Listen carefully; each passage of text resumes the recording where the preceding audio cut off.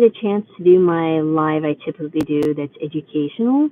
I had to go to San Diego VA Medical Center. I've got accepted for my veterans medical care, and I was waiting in line, or waiting in this waiting room, and there was a really important thing that happened that might have seemed insignificant to others, but it really provided a really interesting thought in my mind. I've been listening to The Untethered Soul by Michael Singer for, I think, the second time, and every time I listen to these type of books, I just find such a shift of my spirit changing. Like, I feel like I'm just finding what life is really about and understanding that every moment has a message.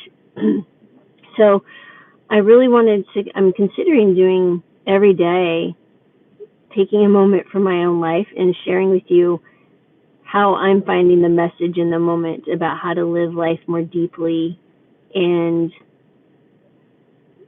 present, in finding the joy and the peace and happiness that is absolutely available to us at every moment, regardless of what we're dealing with. But today I want to share with you that story. So I'm waiting. There's, several people in the waiting room. It's around 2 p.m. and they're calling different numbers. You have to get a little number. Sometimes you have an appointment. Sometimes you're just a walk-in. I was just a walk-in. And there was all sorts of vets, myself included, younger, older, some were much older. And what was interesting, there was one gentleman working the front counter, and he called a number. And nobody came. But then another gentleman just walked into the waiting room, and he seemed a bit confused. So he went up to the gentleman at the counter and said, "Oh, how does this work? How do I get help?" He goes, "Oh, go to that little machine over there and get a number." So he went over to try to use the machine, and the machine wasn't working. And so that had the gentleman at the counter's attention. So he said, "Oh, well, just come over here. Maybe I can help you real quick." And all he needed to get done was to get a picture for his ID. And that was it. That's all. I mean, I'm kind of listening in, so I'm overhearing this. And what was interesting was suddenly, and this gentleman's being helped, another older gentleman stood up and was very upset.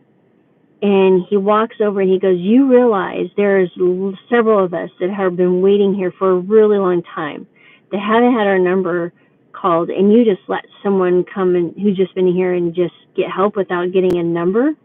How is that right?" And the poor gentleman behind the counter is like, "Sir, we'll get to you in just a moment. You just had a quick question. I'm sorry. Please go sit down." And the gentleman just sat down, but he was mumbling something. And you could really see, as I'm sitting across the waiting area, I'm just observing this whole thing. And realize, and I'm watching this man's face and his body and his demeanor, and he's just almost trembling because he's so angry. By the way, I'm sitting in the grocery store. I'm about to go get some more greens for my morning smoothie.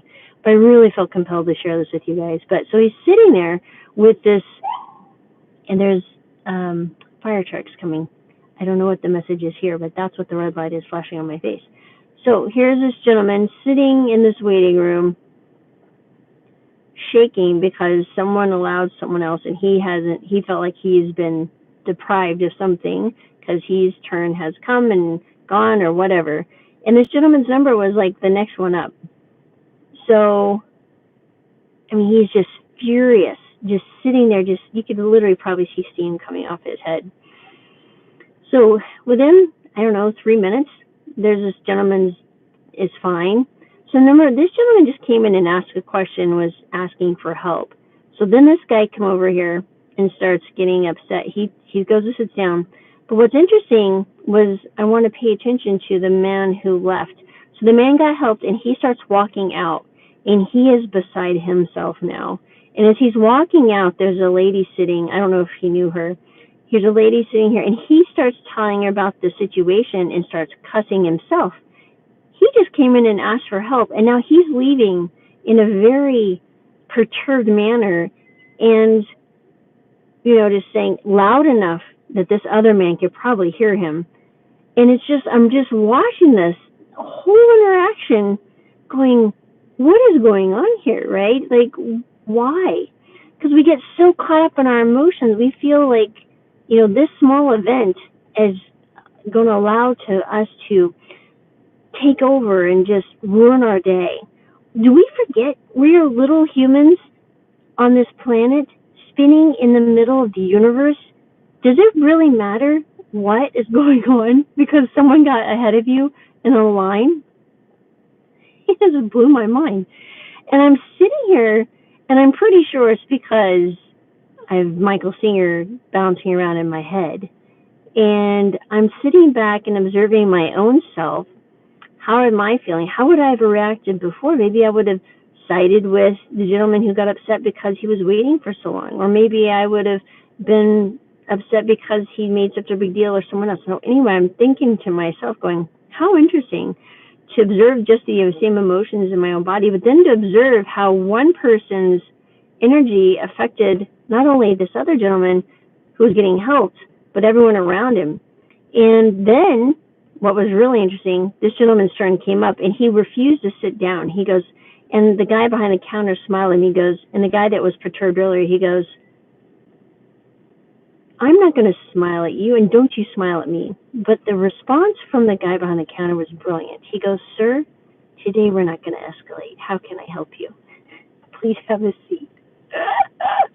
And he sat down, and it just diffused the whole situation, or at least to the point that the man could be helped. And I'm sitting here going, this is absolutely brilliant. Well, then guess what happens? So I'm waiting for my turn. I'm the next number. And lo and behold, someone walks in who had already left, missed their number from like probably an hour before I even got there, because it was like a really early number. And before the guy could call my number, he goes like, hey, has this number already been called? He goes, yes, sir, I'm sorry, but that number's already been called. He goes, here, but let me help you. And I was like, this is amazing. So here I get to sit and be the person that was, could I have a choice? Could I be perturbed? Could I be getting up and say, excuse me, my number's next? No.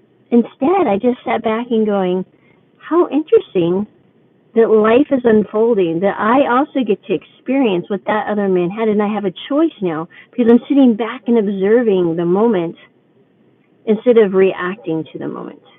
I'm observing it, allowing it to just kind of pass through me.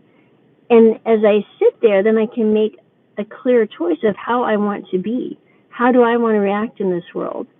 And I knew that when I went up and it was my turn, I was going to be the most thankful, delightful, grateful human.